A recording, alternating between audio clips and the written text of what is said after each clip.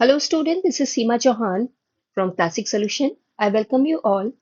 In today's session, we are going to talk about some most important figure of speech for the student of class 9 to 12th और class 10th और 12th के board exam में इससे related questions भी पूछे जाते हैं। तो ये वीडियो आपके लिए काफी हेल्पफुल रहेगी। तो आइए स्टार्ट करते हैं।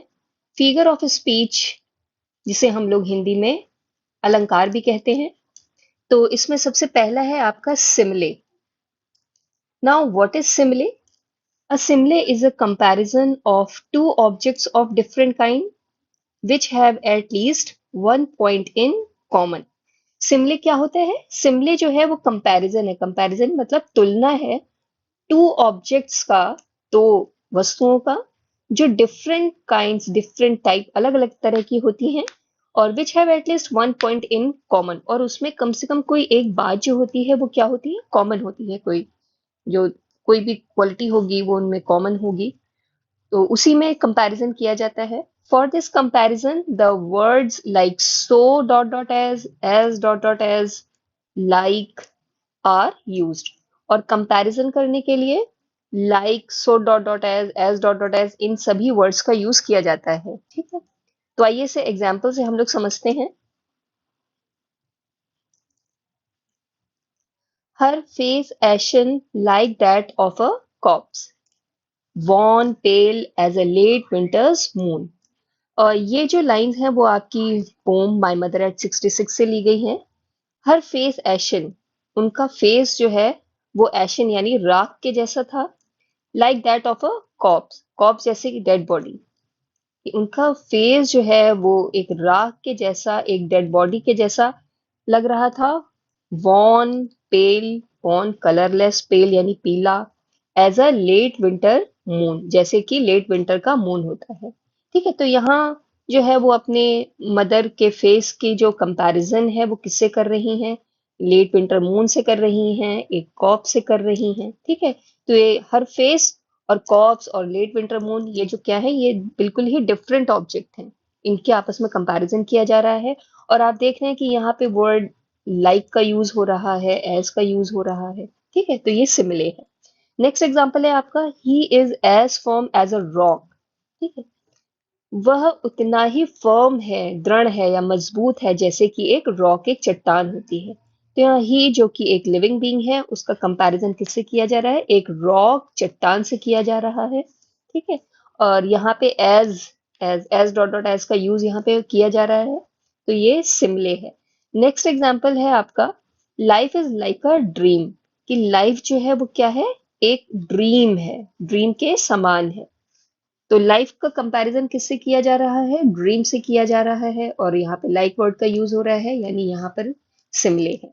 नेक्स्ट एग्जांपल है आपका, he is as slow as a tortoise. तो अगेन यहाँ पे ही को कंपेयर किया जा रहा है टॉर्टोइज से, और इसमें कौन सी बात को कंपेयर किया जा रहा है? कि स्लो, कि मतलब वो उतना ही स्लो है, उतना ही धीरे चलता है, उतना ही धीमे काम करता है जैसे कि एक टॉर्टोइज होता है। और यहाँ पे एज डॉट डॉट एज का यूज किया गया है। तो आप लोगों ने देखा यहाँ पे कि जहां पे आपको लाइक, सो, एज डॉट डॉट एज ऐसे वर्ड्स का यूज दिखाई दे, जहां कंपैरिजन हो रहा हो, वहां पर सिमले होगा। ठीक है, अब जैसे कि यहाँ पे दोनों ऑब्जेक्ट जो हैं वो डिफरेंट हैं। जैसे मान लीजिए अगर यहाँ पे लिखा हो, he is as firm as his father, मान लीजिए ऐसा कुछ लिखा हो। ठीक है, तो सेंटेंस तो ये सही है, ठीक है, कंपैरिजन भी सही है, लेकिन ये सिमले का एग्जाम्पल नहीं हो सकता, क्योंकि यहाँ पे जो दोनों ऑब्जेक्ट हैं वो एक ही टाइप के हैं। ही भी एक लिविंग बीइंग है और हिज फादर भी लिविंग बीइंग है। तो एग्जाम्पल ये सही है बच्चों, लेकिन यहाँ पर सिमले नहीं हो सकता है। नेक्स्ट है आपका metaphor. Now what is metaphor? Metaphor is a compressed simile. Metaphor क्या होता है? एक कंप्रेस्ड सिमले, मतलब ये सिमले का एक कंप्रेस्ड रूप है, एक छोटा रूप है। In metaphor two objects of different kind are compared. Metaphor में भी क्या होता है? दो डिफरेंट ऑब्जेक्ट्स जो हैं उनको कंपेयर किया जाता है without using word of comparison. यहाँ पे वर्ड्स ऑफ कंपैरिजन, जैसे कि अभी आपने पहले देखा था, लाइक है, सो है और एज है, इसका यूज नहीं किया जाता है। मतलब कंपैरिजन तो होता है लेकिन without using the words of comparison. आइए एग्जांपल से इसको समझते हैं। फॉर एग्जांपल, फेस एशन। ठीक है, फेस यानी कि चेहरा और एशन यानी राख के समान। तो face colour like ash colour. यहाँ पे फेस के कलर को, अब फेस जो है वो राख तो हो नहीं सकता है, तो यहाँ पे क्या बताया जा रहा है कि जो उसका फेस है वो कैसा है, उसका कलर ऐसा है जैसे कि ऐश का कलर होता है, जैसे कि राख का कलर होता है। ये भी लाइन जो है माय मदर एट 66 से ली गई है। और अगर आपने इसका एक्सप्लेनेशन ना देखा हो तो वो भी चैनल पे अपलोड है, आप वो भी चेक कर सकते हैं। नेक्स्ट एग्जांपल है, the world is a stage. Word क्या है, एक स्टेज है। तो वर्ड वास्तव में एक स्टेज तो होता नहीं है, यहाँ वर्ड को कंपेयर किया जा रहा है एक स्टेज, एक रंगमंच से। ठीक है। नेक्स्ट एग्जांपल है आपका, नेक्स्ट एग्जांपल है, the camel is the ship of dessert. Camel जो है वो डिजर्ट का, रेगिस्तान का जहाज होता है। अब जहाज तो होता नहीं है कैमल, क्या होता है, वो जहाज के समान होता है। तो यहाँ पे कैमल को कंपेयर किया जा रहा है शिप के साथ में। नेक्स्ट एग्जांपल है आपका, he is the star of the family. कि वो फैमिली का स्टार है, सॉरी, वो फैमिली का क्या है, स्टार है। तो ही जो है वो एक स्टार नहीं है, एक तारा नहीं है, वो तारे के समान है उस परिवार के लिए। तो यहाँ पे क्या है, कंपैरिजन तो किया जा रहा है ही का किससे, स्टार के साथ में, यहाँ कैमल का शिप के साथ में, यहाँ वर्ड का स्टेज के साथ में, यहाँ फेस को ऐश के साथ में कंपेयर किया जा रहा है। तो दोनों ही ऑब्जेक्ट जो है वो आपके डिफरेंट है, कंपैरिजन किया जा रहा है, लेकिन यहाँ पे वर्ड्स ऑफ कंपैरिजन का यूज नहीं किया जा रहा है। अच्छा, इसको पहचानने की एक ट्रिक भी होती है कि इस तरह के सेंटेंसेस में जो है is, am, are, is, am, are, has, have, was और वर्ब का यूज किया जाता है। ठीक है, मेन वर्ब के रूप में आपको ये जो है वर्ब आपको दिखाई देंगी, तो समझ लीजिएगा वहां पर क्या है, आपका मेटाफर है। नेक्स्ट फिगर ऑफ स्पीच है हाइपर बोल। नाउ व्हाट इज हाइपर बोल? इन हाइपर बोल, थिंग्स और ideas are presented greater or less, better or worse than they actually are। Hyperbole में क्या होता है, जो थिंग्स होती हैं, मतलब कोई वस्तुएं या आइडिया, कोई विचार, आर प्रेजेंटेड, उसको प्रस्तुत किया जाता है ग्रेटर और लेस। ग्रेटर मतलब बहुत बढ़ा चढ़ा करके, और लेस या बहुत घटा करके, बेटर उससे बेहतर बना करके, और वर्स या उससे खराब दिखा करके उसको प्रेजेंट किया जाता है देन दे एक्चुअली आर, जैसे कि वो वास्तव में होते हैं। मतलब जैसा कि कोई वस्तु वास्तव में होती है, या तो उससे बहुत अच्छा बताते हैं या उससे बहुत बुरा बताते हैं उसको। तो हाइपरबोल में जो है चीजों को बहुत बढ़ा चढ़ा के, या फिर जैसे एक्चुअल में वो होती हैं उससे बहुत ही खराब बता करके प्रस्तुत किया जाता है। आइए इसे एग्जाम्पल से समझते हैं। फर्स्ट है आपका, the waves rolled mountain high. जो वेव्स हैं, जो लहरें हैं, वो कितनी ऊंची उठ गई, माउंटेन जितनी, कि जितना हाई माउंटेन होता है उतनी ऊंची उठ गई। तो ऐसा हो नहीं सकता बच्चों कि वेव्स जो हैं वो समुद्र की लहरें इतनी ऊंची चली जाएं जितना कि माउंटेन होता है, यानी कि यहाँ बात को बढ़ा चढ़ा करके बताया जा रहा है। Reverse of blood flowed in the battlefield. कि बैटलफील्ड में यानी युद्ध के मैदान में खून की नदियां बहा दी गई। तो ये भी जो है हाइपरबोल है, बात को बढ़ा चढ़ा के बताया जा रहा है खून की नदियां कैसे बहाई जा सकती हैं। ठीक है। नेक्स्ट एग्जांपल है आपका, Belinda smiled and all the world was gay. Gay मतलब होता है खुश हो जाना, चमक जाना। तो इसमें बताया गया कि बेलिंदा मुस्कुराई और पूरा संसार जो है वो क्या हो गया, खुश हो गया। तो ऐसा हो नहीं सकता कि किसी एक के मुस्कुराने से पूरा संसार जो है वो खुश हो जाए। तो यहाँ भी बात को बढ़ा चढ़ा करके बताया जा रहा है। नेक्स्ट एग्जांपल है आपका, she shed oceans of tears. कि उसने जो है वो इतना रोई कि समुद्र ही बन गया। तो ऐसा हो नहीं सकता है, इसमें भी बात को बढ़ा चढ़ा के बताया जा रहा है, यानी यहाँ पर हाइपरबोल है। नेक्स्ट फिगर ऑफ स्पीच है आपका पर्सोनिफिकेशन। अब पर्सोनिफिकेशन क्या होता है? A personification treats lifeless things and abstract ideas as if they are living being. Personification क्या होता है? पर्सोनिफिकेशन में जो है लाइफलेस थिंग्स को, मतलब ऐसी वस्तुएं जिनमें लाइफ नहीं होती है, या एब्स्ट्रैक्ट आइडियाज, या जो विचार होते हैं, एब्स्ट्रैक्ट आइडियाज जो होते हैं, उनको ऐसे प्रेजेंट किया जाता है जैसे कि कोई वो लिविंग बीइंग हो, जैसे उसमें जान हो। आइए इसे एग्जाम्पल से समझते हैं। Experience is the best teacher. Experience सबसे अच्छा टीचर होता है। अब टीचर कौन हो सकता है? जिसमें जो लिविंग बीइंग हो, जिसमें जान हो, कोई ह्यूमन बीइंग ही टीचर हो सकता है। लेकिन यहाँ पर एक्सपीरियंस यानी अनुभव को कैसे प्रेजेंट किया है कि अनुभव जो है वो सबसे अच्छा टीचर होता है, तो एक्सपीरियंस को यहाँ पर्सोनिफाइड किया गया है। नेक्स्ट एग्जांपल है आपका, Everest is the king of mountains, कि एवरेस्ट जो है वो पर्वतों का राजा है। तो राजा कौन बन सकता है? कोई ह्यूमन बीइंग होगा वही राजा बन सकता है, पर यहाँ एवरेस्ट को जो है एक किंग की तरह प्रेजेंट किया गया है, इसमें एवरेस्ट को पर्सोनिफाइड किया है। नेक्स्ट एग्जांपल है आपका, ट्रीज स्प्रिंटिंग। स्प्रिंटिंग मतलब होता है तेज भागना, ठीक है। ये जो लाइन है वो आपकी माय मदर एट 66 से ली गई है। तो ट्रीज को यहाँ दौड़ते हुए बताया गया है, ट्रीज आर रनिंग। तो ऐसा हो सकता है क्या कि पेड़ दौड़े? तो यहाँ ट्रीज को जो है एक ह्यूमन बीइंग की तरह प्रेजेंट किया है कि ट्रीज जो है वो क्या है, दौड़ रहे हैं। नेक्स्ट एग्जाम्पल है आपका, love is the best doctor, ठीक है। अब डॉक्टर, फिर वही अगेन, डॉक्टर कौन हो सकता है? कोई ह्यूमन बीइंग ही होगा, ठीक है। लेकिन यहाँ पे लव को किस तरह से प्रेजेंट किया गया है कि वो सबसे अच्छा डॉक्टर होता है। तो यहाँ पे लव को जो है पर्सोनिफाइड किया गया है, as a human being present किया गया है। नेक्स्ट फिगर ऑफ स्पीच है आपका apostrophe. Now what is apostrophe? An apostrophe is an address to a particular person or object, often dead or absent. Apostrophe में क्या होता है कि सीधे एड्रेस किया जाता है, बातचीत की जाती है किससे? किसी पर्टिकुलर पर्सन से या किसी ऑब्जेक्ट से, जो ऑफन अक्सर क्या होते हैं, या तो डेड होते हैं, या तो वो मरे हुए होते हैं, और एब्सेंट या वो वहां पर होते ही नहीं है, ठीक है। तो एपिस्ट्रॉफी में क्या होता है, ऐसी चीजों से बातचीत दिखाई जाती है, या तो वो डेड होगा या तो फिर वो वहां पर होगा ही नहीं। आइए से एग्जाम्पल से समझते हैं हम लोग।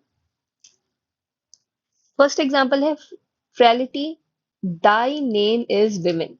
फ्रेलिटी से यहाँ मतलब है बेवफाई, या कमजोरी भी कहा जा सकता है, वीकनेस। तो कमजोरी या बेवफाई, तेरा नाम औरत है। अब यहाँ पर ये हैमलेट की लाइन है, विलियम शेक्सपियर ने इसको लिखा है। इसमें हैमलेट जो है वो अपनी माँ को एड्रेस कर रहा है, वो उसके रीमैरिज के ओपिनियन को जो है वो उसके अगेंस्ट में है, इसलिए वो इस बात को बोल रहा है। तो यहाँ फ्रेलिटी से बातचीत हो रही है डायरेक्ट, यहाँ पे एपिस्ट्रॉफी है। नेक्स्ट है आपका, Milton thou shouldst be living at this hour. तो ये आपका लंदन 1802 होम से लिया गया है, जिसे विलियम वर्ड्सवर्थ ने लिखा है। उसमें मिल्टन, जो कि जॉन मिल्टन, जो कि एक पोएट थे, वो मर चुके हैं। तो वो उनसे बात कर रहे हैं, उनसे कह रहे हैं कि मिल्टन, तुम्हें इस समय प्रेजेंट होना चाहिए था, जीवित होना चाहिए था, क्योंकि इंग्लैंड को तुम्हारी जरूरत है। नेक्स्ट एग्जाम्पल है आपका, ओ डेथ, हे मृत्यु, वेयर इज दाई स्ट्रिंग, कि तुम्हारा डंक कहाँ है? तो यहाँ मृत्यु से बातचीत दिखाई जा रही है। नेक्स्ट है आपका, O Julius Caesar, thou art mighty yet. अब ये जूलियस सीजर से बातचीत यहाँ पे हो रही है, जो कि मर चुका है, और कहा जा रहा है इसमें कि ओ जूलियस सीजर, कि तुम अभी भी माइटी हो, मतलब कि शक्तिशाली हो, मर करके भी तुम मरे हुए हो, लेकिन इस समय भी मरे हुए में भी तुम शक्तिशाली हो। तो यहाँ पर एपिस्ट्रॉफी है। तो आपने देखा कि ऐसी चीजों से यहाँ बातचीत दिखाई जा रही है जो कि जीवित नहीं है, ठीक है। और या कोई आइडिया, जैसे फ्रैलिटी, कोई एब्स्ट्रैक्ट आइडिया है, तो ऐसे लोगों से यहाँ बातचीत दिखाई जा रही। यहाँ पे आपको जो है एक्सक्लेमेटरी मार्क दिखाई देगा, या तो फिर ओ डेथ, ओ जूलियस सीजर, इस तरह से आपको वर्ड्स दिखाई देंगे, तो समझ लीजिएगा वहां पे आपका क्या है, अपोस्ट्रोफी है। नेक्स्ट फिगर ऑफ स्पीच है आपका oxymoron. Now what is oxymoron? In oxymoron, words or ideas of opposite meaning or sense are put together in one expression. Oxymoron में क्या होता है कि दो आइडियाज जो कि ऑपोजिट मीनिंग के होते हैं। दो ऐसे वर्ड जो ऑपोजिट मीनिंग के होते हैं, उन्हें एक साथ एक ही सेंटेंस में, एक ही एक्सप्रेशन में रखा जाता है। आइए इसे एग्जाम्पल से हम लोग समझ लेते हैं। This is an open secret, यह एक खुला रहस्य है। तो बच्चों यहाँ पे आपने देखा कि ओपन भी लिखा है और सीक्रेट भी लिखा है। ये दोनों ऑपोजिट मीनिंग वाले वर्ड हैं, इन्हें एक साथ एक ही सेंटेंस में लिखा गया है। ये ऑक्सीमोरॉन का एग्जाम्पल है। नेक्स्ट है आपका and having nothing he hath all. ये character of a happy life poem से ली गई लाइंस हैं। इसमें आप देख रहे हैं एंड हैविंग नथिंग, कुछ नहीं होते हुए भी, ही हैथ ऑल, उसके पास सब कुछ है। तो नथिंग मतलब कुछ नहीं और ऑल यानी सब। तो ये दोनों ऑपोजिट मीनिंग वाले वर्ड हैं, इन्हें एक साथ यहाँ पे लिखा गया है। नेक्स्ट एग्जांपल है आपका ही इज रेगुलरली इररेगुलर। वह नियमित रूप से अनियमित रहता है। तो रेगुलर और इररेगुलर ये क्या है, ऑपोजिट मीनिंग वाले वर्ड है, इन्हें एक साथ रखा गया है। ये ऑक्सीमोरॉन है। नेक्स्ट एग्जांपल है आपका लव इज बिटर स्वीट, कि प्रेम जो है एक कड़वी मिठाई है। तो बिटर और स्वीट दोनों ऑपोजिट मीनिंग वाले वर्ड हैं। ये ऑक्सीमोरॉन का एग्जांपल है। नेक्स्ट फिगर ऑफ स्पीच है आपका onomatopoeia. In onomatopoeia, the sound of the words suggest their meaning or sense. Onomatopoeia में क्या होता है बच्चों, कि जो साउंड होती है उससे पता चलता है कि किसके बारे में यहाँ पर बातचीत की जा रही है। साउंड से ही हम लोग उसका मीनिंग और उसके सेंस को समझ लेते हैं। आइए एग्जाम्पल से देखते हैं इसको। I hear thunder, oh don't you. कह रहे मैंने थंडर को सुना। थंडर यानी तूफान की गड़गड़ाहट को प्रेजेंट किया जा रहा है यहाँ पे। तो कह रहे मैंने थंडर को सुना, ओह डोंट यू, क्या तुमने नहीं सुना। नेक्स्ट है आपका I chatter chatter as flow to join the brimming river. तो अब यहाँ पे पानी जो है वो कह रहा है आई चैटर चैटर एज फ्लो, कि मैं जब फ्लो कर रहा हूँ, जब मैं बह रहा हूँ, तो चैटर चैटर यानी कलकल करता हुआ बह रहा हूँ। अब चैटर चैटर साउंड से पता चल रहा है कि यहाँ पर वाटर के बारे में बात की जा रही है।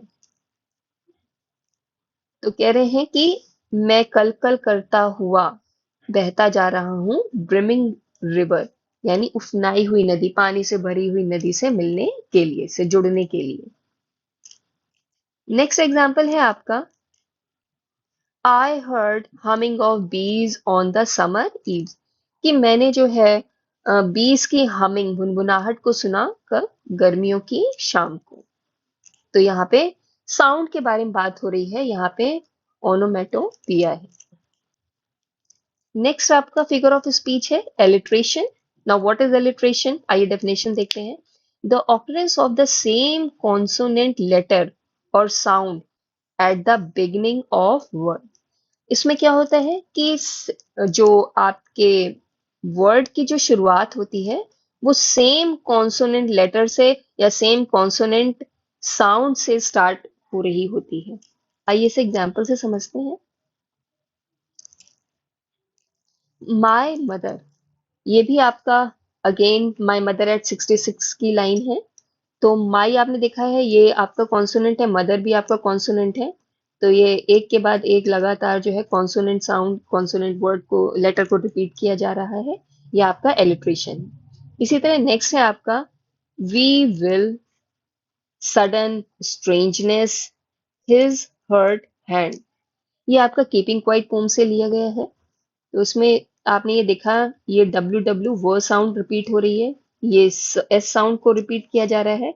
यहाँ पे हिज हर्ड हैंड यानी ह साउंड, एच साउंड को यहाँ पे रिपीट किया जा रहा है। ये आपका एलिट्रेशन का एग्जाम्पल है। एंड लास्ट वन आपका है figure of speech repetition. Now what is repetition, a single word or phrase is used multiple times, यानी कि किसी भी लाइन में कोई एक वर्ड या फिर कोई फ्रेज जो है उसे कई बार रिपीट किया जाता है। आइए इसे एग्जाम्पल से समझते हैं। All I did was smile and smile and smile, कि मैंने क्या किया, बस मैं मुस्कुराती रही और मुस्कुराती रही। तो आपने देखा ये स्माइल वर्ड को जो है 3 बार रिपीट किया गया है। अगेन ये माई मदर एट 66 की लाइन है। Next example without rush without engine अब आप यहाँ देख रहे हैं विदाउट वर्ड को रिपीट किया गया है। ये आपकी कीपिंग क्वाइट पोम से ली गई है, तो यहाँ पे रिपीटेशन का यूज किया है। नेक्स्ट एग्जाम्पल है आपका I will count up to 12। First line is repeated at the end. ये आपकी लाइन कीपिंग क्वाइट से ली गई है। इसमें पहली पोम की जो पहली लाइन है वो भी यही है, I will count up to 12, और पोम में सबसे लास्ट में भी जो है इसी लाइन को रिपीट किया गया है, I will count up to 12। तो आपने देखा कि या तो एक वर्ड रिपीट हो रहा होगा, या तो फिर पूरी की पूरा पूरा एक फ्रेज होगा, या पूरी लाइन होगी, उसी को रिपीट किया जा रहा होगा। तो ऐसे में आपका कौन सा फिगर ऑफ स्पीच होता है? Repetition. So with this we have come to an end. If you like my video, please hit the like button, and if you have any suggestion or any doubt, please do write in the comment section. Thanks for watching my video. Thank you.